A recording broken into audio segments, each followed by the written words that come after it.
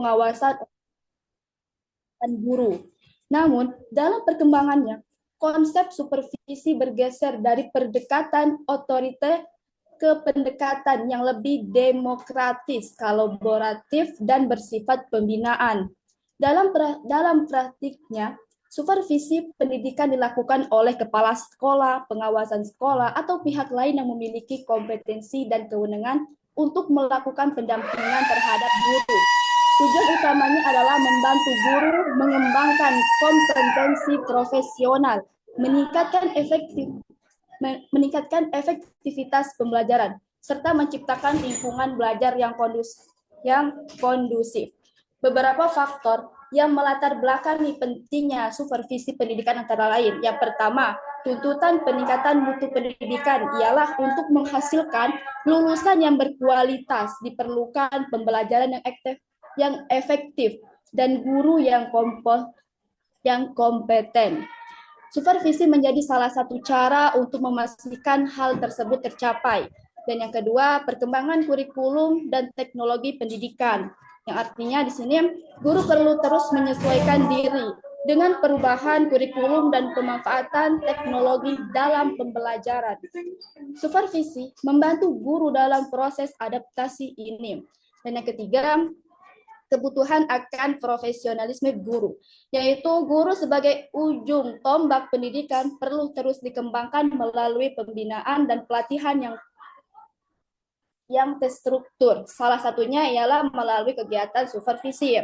Dan yang keempat, evaluasi dan perbaikan proses pembelajaran, yaitu supervisi memungkinkan adanya evaluasi terhadap proses pembelajaran yang sedang berlangsung dan memberikan umpan balik untuk perbaikannya. Dan yang terakhir, yaitu yang kelima, penguatan budaya mutu di sekolah, yang artinya supervisi mendukung terbentuknya budaya mutu dalam institusi pendidikan dengan mendorong guru dan tenaga kependidikan lainnya untuk terus meningkatkan kinerja. Dengan demikian, supervisi pendidikan bukan hanya sekedar kegiatan pengawasan, tetapi pengembangan kualitas pendidikan secara menyeluruh.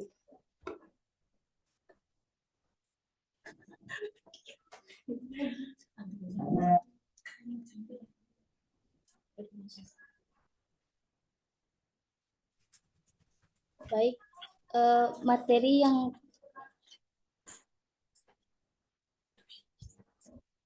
baik materi yang kedua, yaitu tentang urgensi supervisi pendidikan, akan dilanjutkan oleh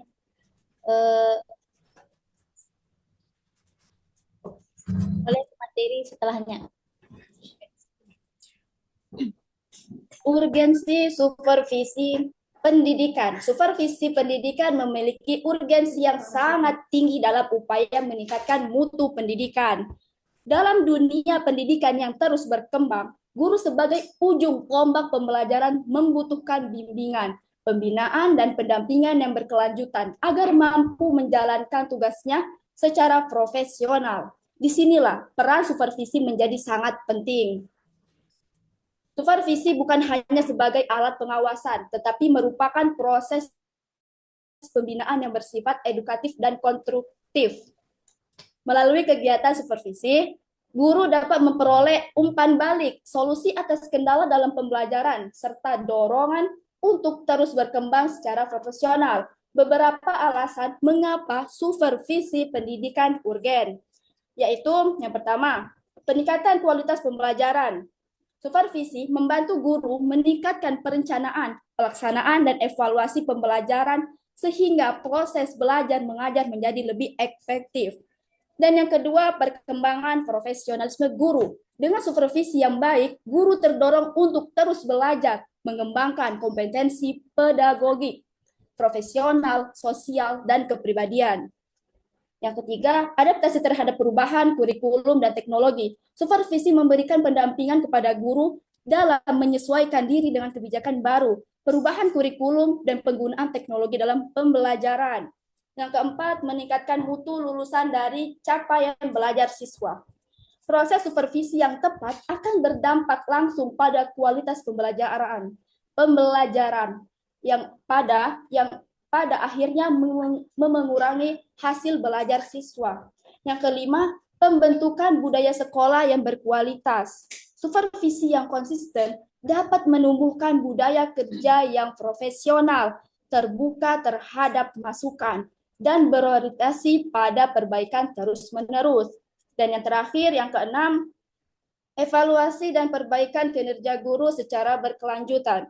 Supervisi menjadi saran refleksi bagi guru untuk mengevaluasi kekuatan dan kelemahan dalam praktik mengajar, lalu memperbaikinya dengan dukungan supervisor. Urgensi supervisi pendidikan terletak pada perannya sebagai instrumen utama dalam menjamin peningkatan mutu pembelajaran dan profesionalisme guru. Tanpa supervisi yang efektif, proses pembelajaran di sekolah dapat stagnan dan sulit mencapai standar pendidikan yang diharapkan.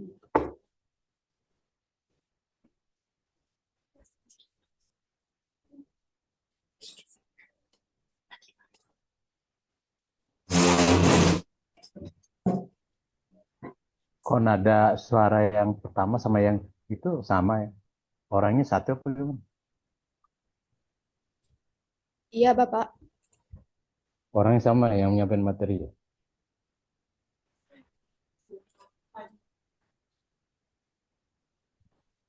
Beda, Pak, beda. Kok nada intonasinya sama?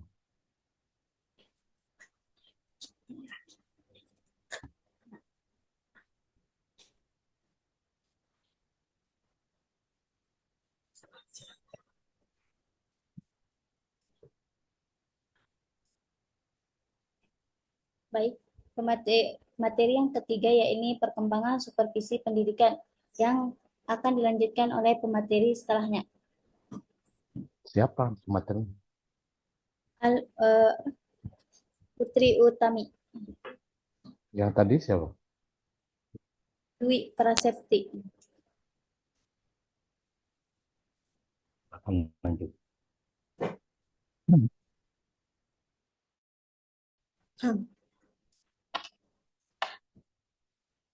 Baik, akan dilanjutkan yaitu tentang perkembangan supervisi pendidikan. Supervisi pendidikan telah mengalami perkembangan yang cukup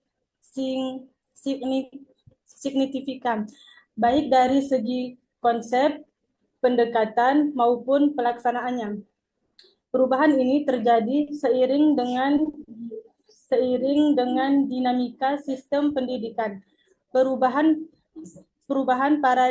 paradigma pengelolaan sekolah serta meningkatkannya tuntutan terhadap mutu pembelajaran. Yang pertama, supervisi sebagai infeksi era tradisional. Pada awalnya, supervisi bersifat otoriter dan berfungsi sebagai pengawasan atau inspeksi. Fokus utamanya adalah menemukan kesalahan guru dalam melaksanakan tugas. Supervisor bertindak sebagai pengendali, sedangkan guru sebagai pihak yang diawasi. Supervisi lebih menekankan pada penilaian kinerja guru, bukan pembinaan.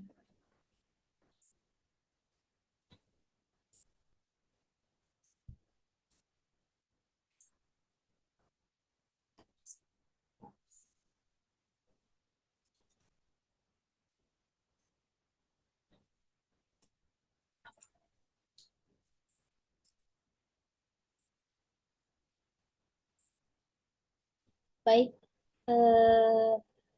cuma itu yang materi yang bisa kita sampaikan. Sekarang kita buka sesi tanya jawab. Silahkan yang mau bertanya. Kita bakal kumpulkan pertanyaannya, baru setelah itu kita jawab sebisa mungkin.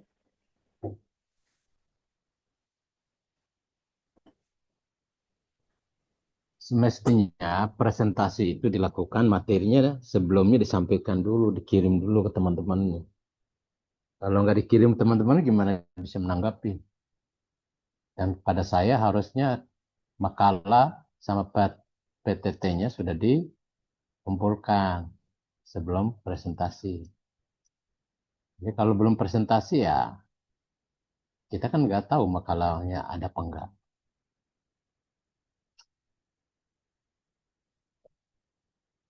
Jadi untuk berikutnya makalah harus masuk duluan.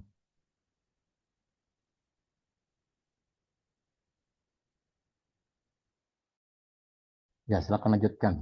Yang mau bertanya mungkin.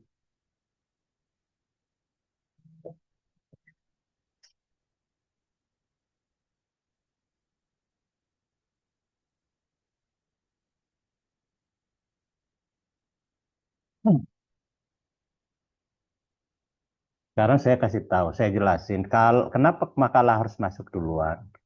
Jadi sebelum nanti makalah itu sebelum dipresentasikan udah dicek dulu nih, dibaca atau diperlihatkan oh di mana kekurangan makalahnya.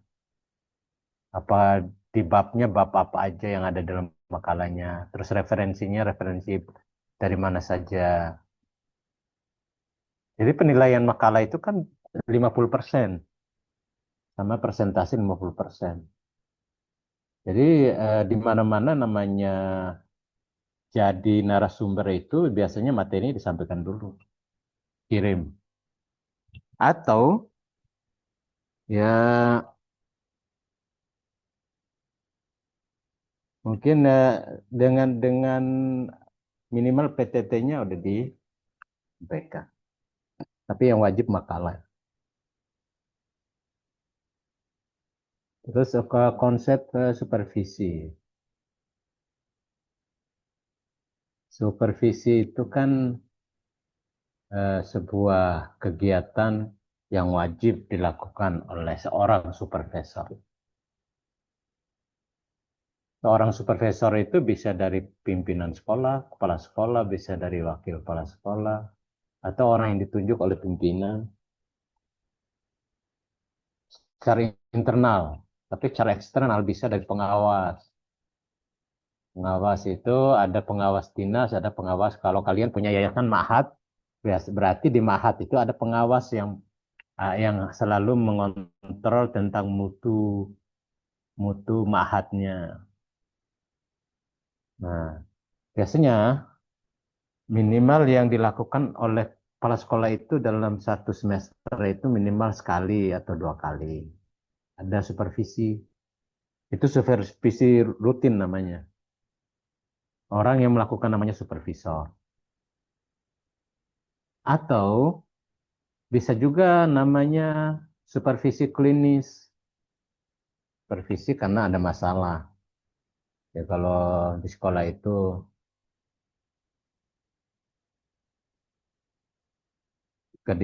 ada masalah yang dialami dalam berkaitan dengan proses pembelajaran, berkaitan dengan mutu pembelajaran, ya jika dalam proses pembelajaran ada guru yang bermasalah, maka kepala sekolah atau pimpinan sekolah harus mengadakan supervisi klinis. Kan banyak yang terjadi, misalnya guru kok di saat pelajaran di saat pelajarannya murid-murid dia nggak masuk, atau di saat dia pelajaran dia tidak memberikan materi, malah murid-muridnya berontak kan, berarti harus ada supervisi klinis. Semua mahasiswa kan kependidikan Islam itu kan arahnya kepada manajemen pendidikan. Manajemen pendidikan itu kan arahnya kepada kepemimpinan. Maka kalian sebagai mahasiswa atau wali yang ambil prodi kependidikan Islam, berarti kalian harus paham, harus matang konsep supervisi itu supaya ketika suatu saat kalian jadi seorang kepala sekolah atau seorang pengawas, kalian sudah punya konsepnya. Dan dalam supervisi itu biasanya ada namanya instrumen yang dijadikan sebagai bahan evaluasi. Maka siapapun yang supervisi, pasti instrumennya sama. Sehingga mau kepala sekolah yang supervisi, mau wakil kepala sekolah, mau staf yang ditunjuk oleh kepala sekolah, atau pengawas, instrumennya sama.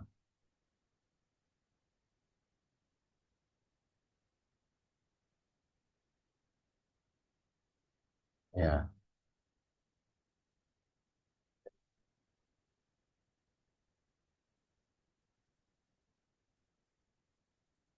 Dalam era digital, pembelajaran daring, bagaimana supervisi pendidikan bisa dilakukan. Kalian jangan salah, di saat kuliah ini, itu kalian dipantau di Dapodiknya. Kalian itu dikasih aplikasi, suruh ngisi daftar hadir itu salah satu untuk dipantau oleh pihak manajemen, oleh pimpinan. Nanti ketika, loh, kenapa kelas supervisi ini kok banyak nggak masuknya? Atau kenapa mahasiswanya kok nggak aktif?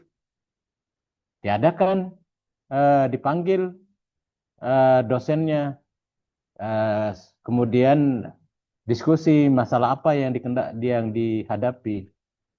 Jadi bukan berarti digital itu, malah dengan digital itu sebenarnya kalau kita benar-benar memahami digital, malah lebih bagus, lebih mudah untuk kontrol dan lain sebagainya. Ketika kalian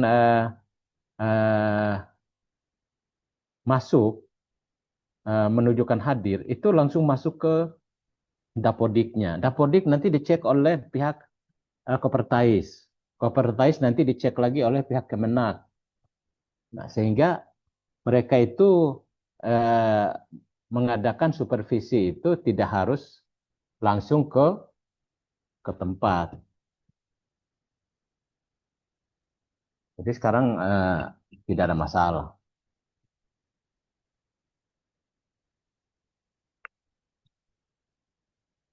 Semua kegiatan, semua lembaga pendidikan, mau lembaga pendidikan dasar dan menengah, mau lembaga pendidikan perguruan tinggi, semua pasti ada supervisinya. Cuman istilah yang dipergunakan, kalau dasar menengah itu cenderung menggunakan supervisi. Kalau di perguruan tinggi biasanya menggunakan visitasi atau ya bisa juga supervisi juga istilahnya. Jadi nggak ada masalah.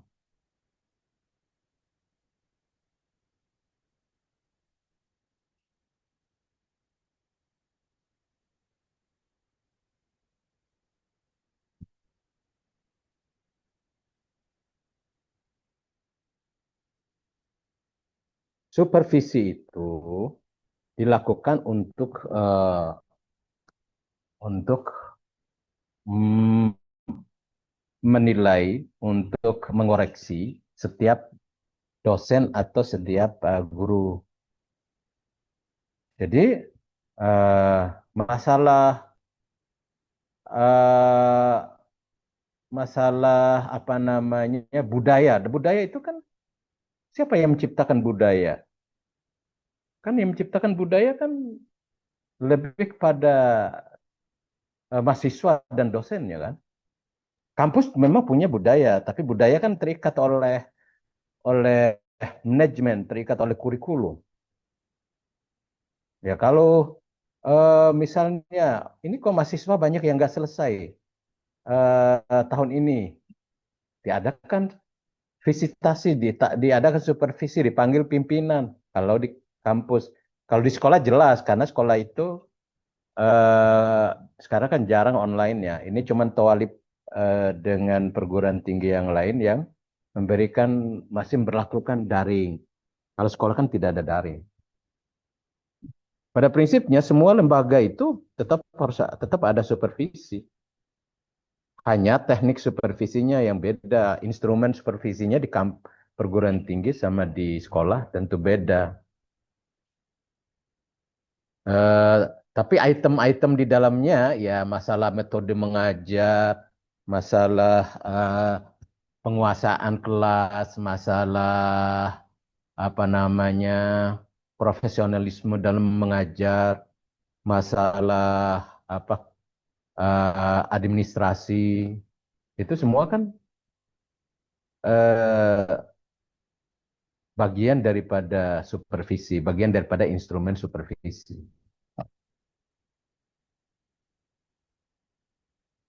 Jadi efektivitas itu kembali lagi kepada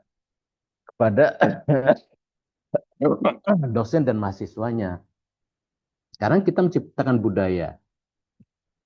Dosen ketika ingin membuat sebuah iklim, tapi mahasiswanya nggak mendukung, ya dosen hanya bisa memberikan penilaian, standar penilaiannya yang diberikan oleh dosen pada mahasiswa dikurangi.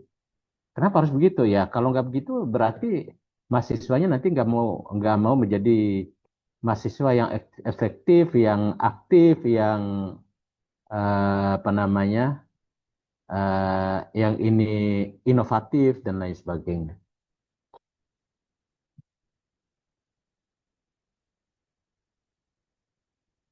Ya,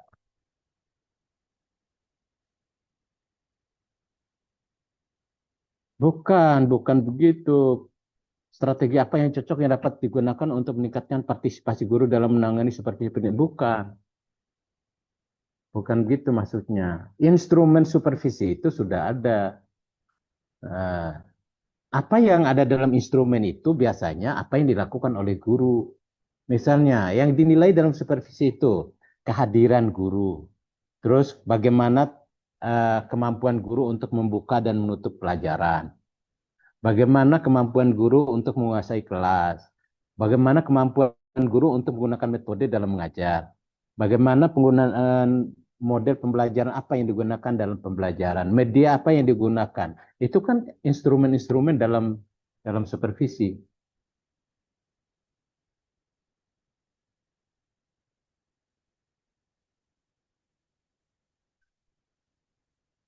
Supervisor kan ada supervisor internal, ada eksternal. Intern sama ekstern. Internal itu kan kepala sekolah mensupervisi gurunya. Atau didelegasikan kepada wakil kepala sekolah atau staf yang ditunjuk oleh kepala sekolah. Tapi instrumennya sama. Nah, kepala sekolah ketika ternyata prestasi secara nasional atau secara provinsi atau secara kabupaten, kota, ternyata sekolah itu kok mutu pendidikannya, prestasinya kok anjlok. Maka nanti pengawas akan datang. Ada masalah apa? Pengawas mengadakan supervisi kepala sekolah.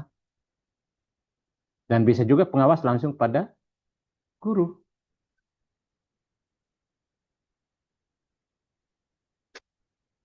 Ya, jadi seperti itu.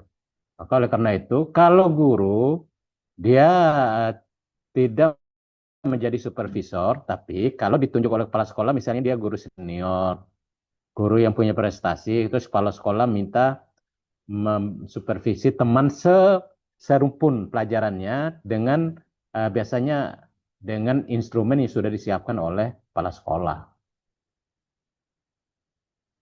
Ya, itu barangkali. Ini seharusnya, makanya kenapa saya minta pemakala itu seharusnya yang membahas. Pemakala itu harus menguasai materinya. Pemakala itu punya referensi dari mana aja, minimal 5 buku kalau bisa.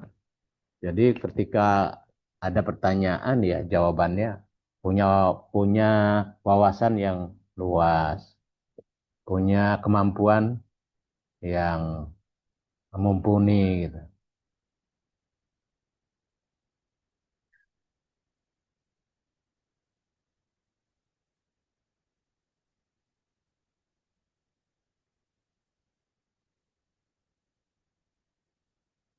Ya, saya mohon maaf ya kalau kita perkuliahan Zoom terus pertanyaannya harus saya baca di chat lagi. Ngapain kita kuliah langsung coba? Oke, Kan Bapak, nggak efektif. saya baca, minta maaf, Pak ya. Kan nggak Saya kira efektif tadi Bapak lebih namanya. suka membaca gitu. Enggak. Pak, maaf Pak, pertanyaan dari saya. Apakah supervisi pendidikan dapat berjalan efektif tanpa adanya budaya akademik yang terbuka dan partisipasi aktif, Pak. Seperti yang tadi pertanyaan sebelum saya, itu masih sangat berpower gitu. Kan tadi udah dijawab. Iya, ini pertanyaan selanjutnya, Pak.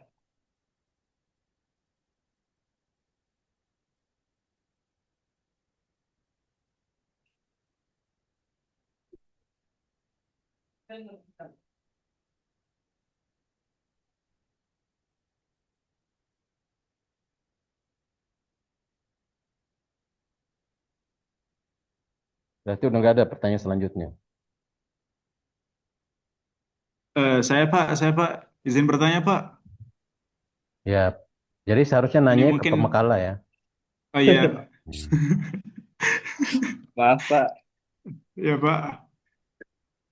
Silakan Ini ditanyakan. Pak, pertanyaannya ya. Dalam dunia pendidikan, Coba apakah Sadoni, kepala sekolah, ya, pertanyaan antum ditujukan ke yang pembuat makalah, coba Ustadz. oh iya, Biar kita pemakalah, buka izin diskusi di bertanya sini. ya, izin bertanya ya. Oke, Nggak perlu silakan izin, Ustadz. orang udah buka momennya kan. Iya, Oh Kalau iya udah Pak, iya dibuka Pak. nggak perlu izin lagi. Ya orang iya suruh. gitu dia. Saya- Nah, saya bacakan pertanyaannya.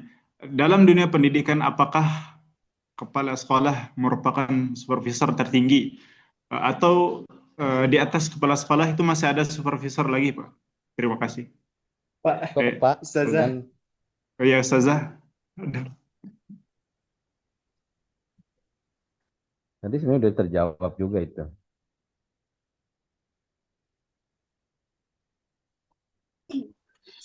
Baik, akan kami jawab pertanyaan dari Ustadz Ilma.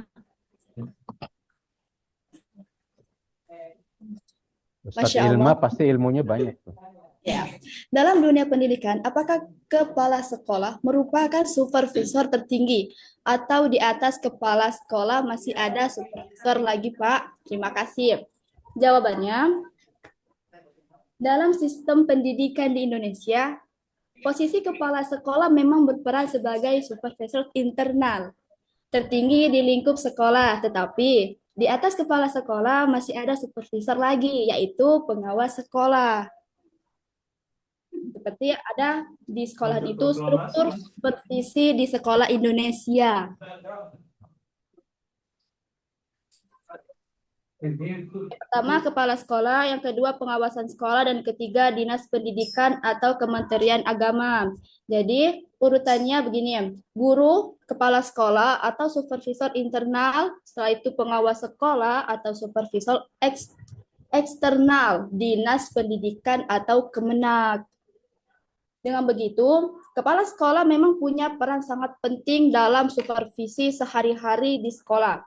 Tetapi secara struktural masih berada di bawah pengawasan sekolah yang menjadi supervisor tingkat lebih tinggi.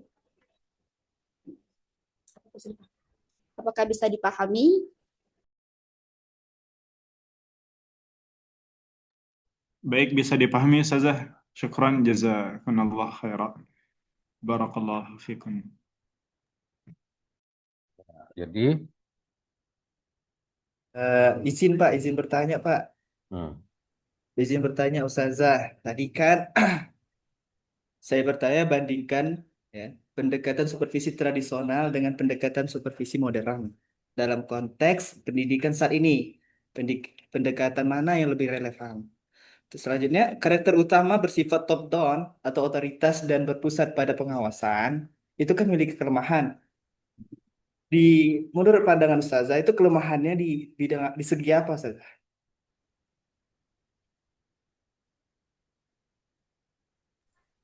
Maaf ya Ustadz, mungkin pertanyaan Masya Allah yang begitu bagus dan kami juga butuh waktu untuk menjawab pertanyaan yang bagus. Berikan kami waktu untuk menjawabnya.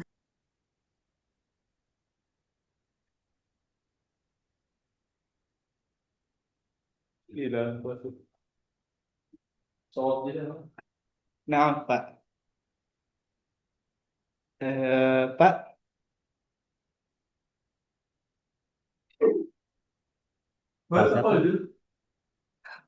Pak Pak Yusuf, Hikmah, Pak Khoir, Pak Bapak Ahmad. Fatwa, Pak Ahmad, gimana dulu, Ahmad? Tadi pemateri menyampaikan ada supervisi tradisional ya?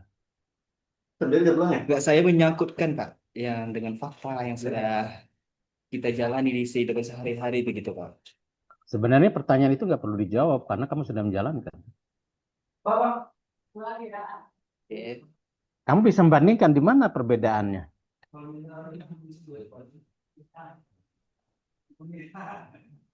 Dari kata-kata tradisional sama modern itu tentu pasti jauh.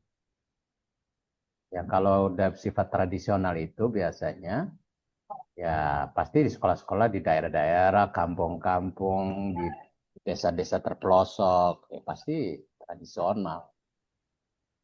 Tapi kalau profesional ya modern itu ya kalau teknologinya mendukung ya pasti modern ya. Kalau menurut Bapak yang mana Pak yang lebih meyakinkan gitu? Saya pasti saya pasti tahu, saya yakin kamu sudah tahu itu apa yang kamu tanyakan. Coba, saya pengen tahu kalau memang kamu sudah baca tentang tradisional dan modern, di mana perbedaan? Baru saya jawab. Itu pertanyaannya kembali ke saya gitu Pak ya. Oke. Iya, karena kamu kan udah tahu kan, kamu yang menerapkan kan. Sebenarnya bukan lebih ke pengetahuan ya Pak. Lebih ke yang kita jalani hari-hari gitu. Makanya saya bertanya itu. eh, Tadi ada pembahasan bahwa tradisional itu salah satu cirinya itu otoritarianismenya itu dominan. ya, Jadi penilaian kepala sekolah itu selalu top down. Jadi kepala sekolah punya otoritas untuk memberikan penilaian. Sedangkan kalau yang sekarang itu kan konsep demokrasi itu dimunculkan dan tidak menjadi sebuah momok yang menakutkan supervisi itu. Jadi pimpinan ketika melakukan supervisi dikasih informasi terlebih dahulu, nggak kucuk-kucuk langsung turun langsung ke kelas, enggak. Kecuali supervisi klinis. Kalau klinis itu ada masalah, tapi untuk mengetahui masalah itu biasanya guru kepala sekolah itu diam-diam ya datang dengerin, masuk tiba-tiba masuk, gitu kan. Nah itu kan otoritasnya muncul. Tapi ya memang harus begitu. Tapi kalau sekarang ini instrumen kisi-kisi yang harus disupervisikan itu sudah dikasih atau sudah tahu. Kemudian setelah supervisi diajak diskusi. Di dalam diskusinya ditanya kira-kira penyelesaiannya apa. Jadi diajak diskusi sama guru yang disupervisinya. Jadi nggak langsung dinilai, oh ini guru ini nggak kompeten, langsung dikasih punishment, nggak. Oh, di sini kelemahan Bapak atau Ibu guru. Jadi nanti untuk ke depan coba ini diperbaiki nih di metode pembelajaran. Oh, di medianya mungkin masih perlu ditambah supaya murid-muridnya semangat belajarnya lebih mudah informasinya tersampaikan. Kan gitu.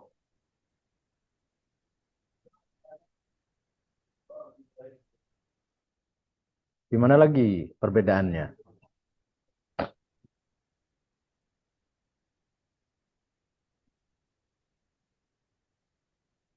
Kamu biasanya di situ disupervisi gimana? iya Pak. Biasanya di situ disupervisi nggak sama kepala sekolahnya? Kenapa? Di yayasan kamu ada supervisi nggak dari kepala sekolahnya, dari ketua yayasan? Ada Pak, ada. Bahkan beliau langsung turun ke lapangan gitu. Nah, itu kan cara-cara mungkin menggunakan konsep lama kan. Mm-mm. Tapi apakah layak, laik,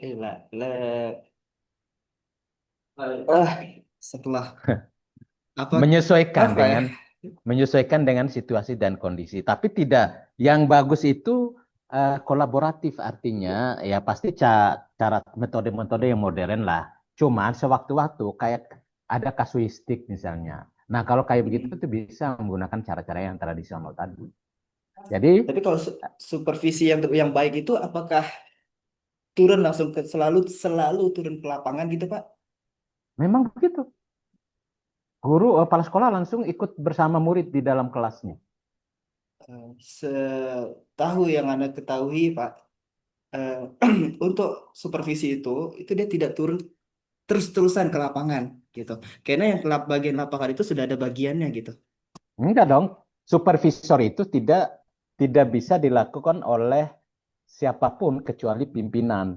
Kecuali pimpinan menyampaikan nanti saya akan supervisi Bapak Ibu guru, nanti saya dibantu oleh si A B C karena beliau Iya. lebih senior, dan kalau saya supervisi semua mungkin saya agak butuh banyak waktu dan butuh banyak tenaga, jadi saya dibantu oleh si A B C. Disampaikan. Jadi tidak, kecuali tadi yang kasuistik, ada masalah tiba-tiba, oh misalnya ini orang tua pada protes karena ada laporan dari santrinya, dari anak-anaknya yang di santri itu kalau uh, ustadznya ngajarnya monoton atau nggak enak. Nah, kemudian orang orang tua lapor ke yayasan kan. Iya. Kenapa? Untuk mubat tabayunnya. Maka dia diam-diam turun kan. Benar nggak laporan? Jangan sampai apa yang dilaporkan oleh orang tua itu langsung diterima mentah-mentah. Itu juga nggak bagus juga pimpinan kan. Nah, turun diam-diam, misalnya di depan kelasnya kalau kedengaran suaranya di depan kelas atau di luar kelasnya bisa kedengaran sementara untuk langkah awalnya gitu kan. Nah, tapi yang bagus itu dia apa namanya, kalau sudah tahu baru nanti dipanggil kayak gitu kan. Dia panggil itu bukan berarti memberikan justifikasi ya, menghukum, tapi lebih pada diskusi.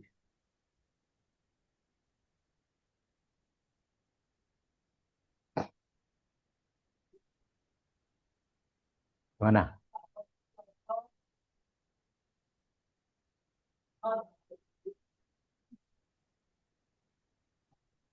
Makasih Pak, sudah dapat saya gambarannya Pak.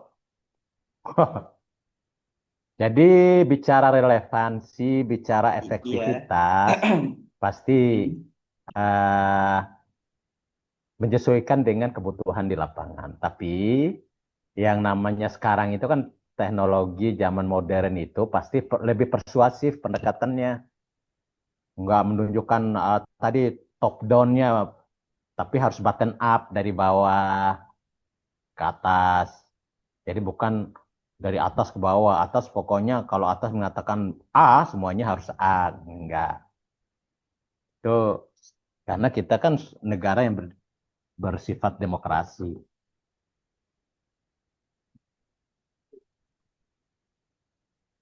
Oke, nggak ada? Masih ada lagi? Pak, misalnya sebuah lembaga ini tidak ada supervisinya atau supervisornya kan, Ya. dan terjadi suatu permasalahan di dalam internalnya gitu. Terus eh, apa bahasa Indonesianya lupa. Permasalahan-permasalahan sifatnya apa? Kan banyak permasalahan. Jadi Permasalahan yang berkaitan dengan individu, permasalahan yang berkaitan dengan proses pembelajaran, permasalahan yang berkaitan dengan komunikasi, kan banyak kan? proses pembelajaran. Hmm. Oleh karena itu, seorang pemimpin ini memanggil supervisor dari luar atau dari lembaga lain Hmm. untuk memeriksa di lembaga dia. Ya. Apakah ini baik, Pak?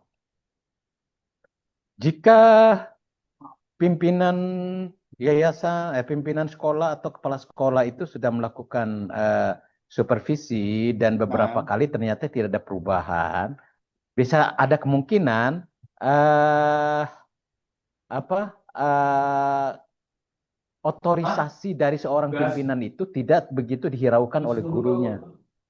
Mungkin latar belakangnya pendidikannya yang nggak disetujui, atau mungkin karena kepala sekolahnya yang kurang adaptif atau kurang eh, apa namanya, kurang komunikasi, kurang profesional dan lain sebagainya, sehingga ketika dia punya banyak kesalahan, akhirnya dia mau supervisi ke gurunya, dia merasa minder duluan kepala sekolahnya. Iya. Nah, berarti mau tidak mau untuk memperbaiki jika ada masalah yang berkaitan dengan guru tersebut, maka harus ada mengundang pihak supervisor eksternal dari luar. Tapi kan sebelum eksternal itu kan dari pengawas tadi yang disampaikan dari pengawas dinas ada. Pengawas dinas itu biasanya rutin dia. Dari yayasan, kalau kayak saya di Al-Azhar itu ada namanya bagian pengawas di Dikdasmennya itu ada bagian pengawas. Nanti mereka setiap ini dia datang, apalagi ada masalah.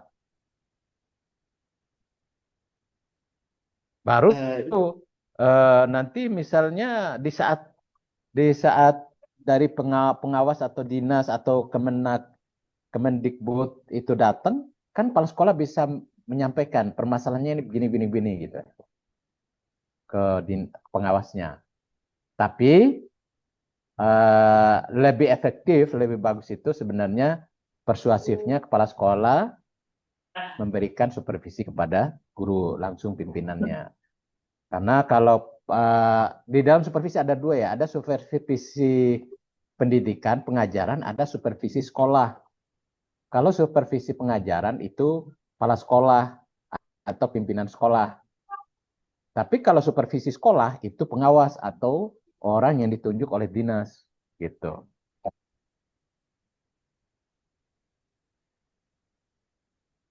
Paham ya? Iya, Pak.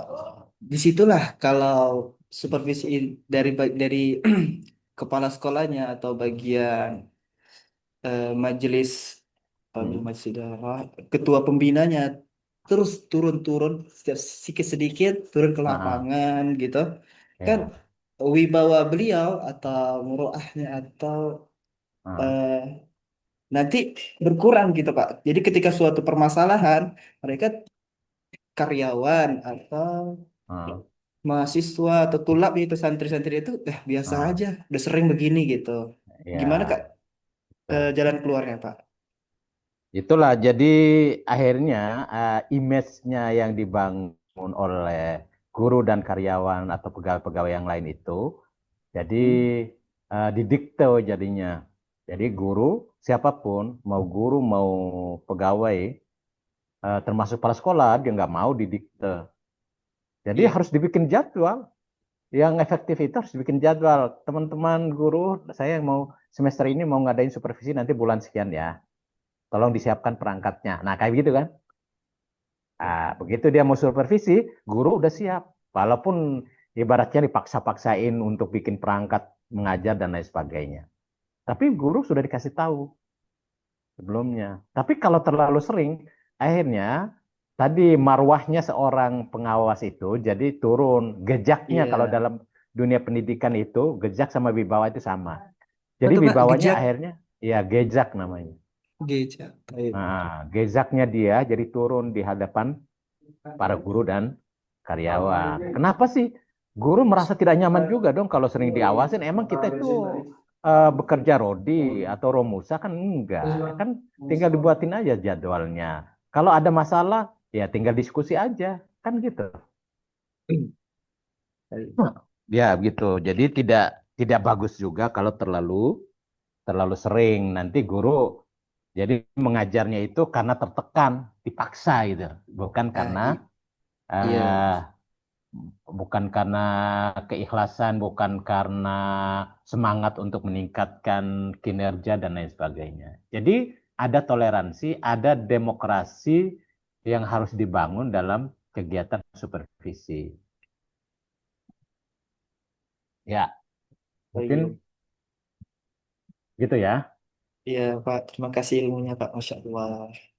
Sama-sama. Oke, kalau tidak ada lagi, silahkan ditutup yang pemakalan. Nanti jangan lupa makalannya disampaikan. Jangan lupa absennya diisi ya, daftar hadir. Eh, Pak, itu absennya untuk Bapak aja apa bisa kita kirimkan untuk ke teman-teman yang lain gitu Pak? Karena Oh, yang hadir aja yang ngisi. Boleh ngisi. Jadi, bukan Pak, maksudnya itu absensinya itu apa hanya untuk mata kuliah Bapak, supervisi oh, pendidikan. Karena di mata kuliah yang lain itu Ah, saya masih pakai Google Form gitu. Kalau yang punya Bapak itu oh, Masya Allah, dia tertata rapi gitu. karena baru dikasih oleh itu keprodinya. Baru Bisa dikasih Pak jadi. ya? Nah, bisa jadi dosen Oh yang lain iya, juga mungkin nanti ini sama. ke depannya kita akan dapat Ah, lagi dari iya, karena dari dia mana langsung dari ke bodinya. itu kan, langsung ke Iya, servernya. ah, Sehingga ah. nanti untuk laporan itu nggak susah lagi, nggak harus minta manual, udah langsung ada di situ Nah, kehadirannya. iya Pak. Oke, Terima kasih informasi ya Pak. Ini saya sama-sama. tanyakan. Silakan ditutup yang punya makalah. Eh, sekarang kita beralih ke yang terakhir yaitu penutupan. Apa ala kulli ina apa jazakumullahu khairan wa barakallahu fina. Saya Nasatin, mari kita tutup dengan baca doa kafaratul majelis. Dua bahas. سبحانك اللهم وبحمدك أستغفرك وأتوب إليك. سبحانك اللهم وبحمدك أشهد أن لا إله إلا أنت أستغفرك. Oke, baik. Itu saja perkuliahan kita hari ini. Terima kasih atas atensi semangat yang ada di Zoom ini. Mudah-mudahan yang lain bisa ikut semangat juga. Iya. Demikian, kurang lebihnya saya mohon maaf. Assalamualaikum warahmatullahi wabarakatuh. Waalaikumsalam warahmatullahi wabarakatuh. Keren Ya, Pak. izin live ya. Iya. Kelas energi. Evan, langsung. Antum mau nak kasih lihat nggak kelas di tetangga sebelah? Misalnya kelas di bahas sebelah. Tadi kan kita, Kenapa emang? anak pikirnya kan kita takut insecure gitu ya, takut. Kenapa tuh? Malu, ih, baik. Takutnya kita malu gitu dengan kualitas kita di sini, atau kualitas anak aja lah gitu. Ternyata ketika anak masuk di sana, masya Allah, kok dibandingkan dengan presentasi saja siapa tadi yang sebelumnya di metodologi penelitian pendidikan, ih, itu nggak ada apa-apanya banding 1 banding 100, kita di 100-nya gitu. Oh, Jadi gitu. makanya tadi anda bilang ke ketua kelas mereka, ketua kelas tetangga sebelah, eh, akhi, mungkin nanti ke depannya kita bisa gabung gitu. Dan sebenarnya ya kita tunjukkan gitu, seperti tadi Kak Pak siapa Pak Hikmah bilang ya, presentasi kita, makalah kita itu sudah bagus. Jadi kita kembangkan lagi itu. Lebihnya ke akhwatnya ya. Yusuf ditanya itu Yusuf. Jangan ditanya Ana, sing Ana. Di bagian apanya, Ustaz? Untuk yang ngomong, Rio. Di bagian presentasi ya tadi. Di bagian presentasi dan di bagian pembicara moderator ya. Tadi Masya Allah, nanti Ana kirimkan ke akhwatnya aja ya. Atau ikhwannya mau juga rekaman. Tadi kan Ana rekam gitu. Oh, kirim Parah sudah. Yusuf nih, parah. Maunya ke akhwat doang. Bukan, karena yang presentasi tadi itu akhwat. Kalau Ana kasih ke antum, nanti antum beda persepsinya gitu. Tapi insya Allah Ada. di grup gitu Apa ya. ini? Keluar. Kita ini apa ini? Baik. Masya Allah, untuk presentasi-presentasi yang udah lewat ini, antum barakallahu fikum. Gila. Ya, untuk kita-kita ini, yang badernya, semoga lebih baik lagi ya. Kita saling, Min. Amin, amin. ya, saling mendukung Amin aja Ustaz, gitu. amin Ustaz. Baik ya. Apa Al-Qaeda? Amin, amin. Amin ya Baik, Allah, jangan amin. jangan lupa ya, untuk di hari Rabu Salam. pertemuan depan itu ada mata kuliahnya pengelolaan pembelajaran bagi ikhwatnya juga ya. Ya, saya sana. Insane. Tolong diulang. Satu lagi Ikhwan, coba jangan ada bersuara dulu. Kemarin, Alhamdulillah tadi di hari ini ketika kita mulai Zoom-nya, antum semua adabnya baik. Jadi tidak ada yang meng-on-kan suara, kamera juga, itu Masya Allah. Jadi tenang. Anda juga sebenarnya takjub kemarin dengan Madinah Salam. Tidak ada satu orang pun yang bersuara kecuali dari Badr. Itu sebenarnya menurut Anda malu-maluin gitu. Karena orangnya pun yang disalamin ada di sampingnya gitu. Baik. Jadi kita carilah contoh yang baik gitu. Barakallahu fikum ikhwan. Jazakumullah khair. Ana tutup Zoom-nya. Nakhtatim liqa'ana bidawal kafatul majelis. Subhanakallahumma bihamdika. Asyhadu an la ilaha illa anta. Astaghfiruka wa atubu ilaik. Bentar. Metodologi penelitian Astaghfirullah wa atubu pendidikan. ilaik. Itu Pak Irfan tadi ya? Pak Irfan, sepertinya beliau lebih suka presentasi sendiri ya. Kita hanya mendengarkan sampai sekarang, beliau tidak memberikan kita judul makalah gitu. Ya, minggu depan Tapi nanti kalau gitu aja. kalau kalian mau nanti Anda tanyakan gitu, Anda mintai judul makalahnya. Boleh, Ya. boleh. Dimintai judul makalahnya. Kalau Anda sih binisbati lah, laureat. Kenapa? Oh, Karena dengan tidak banyaknya usah minta, Pak. tugas-tugas di Tidak usah. yayasan gitu.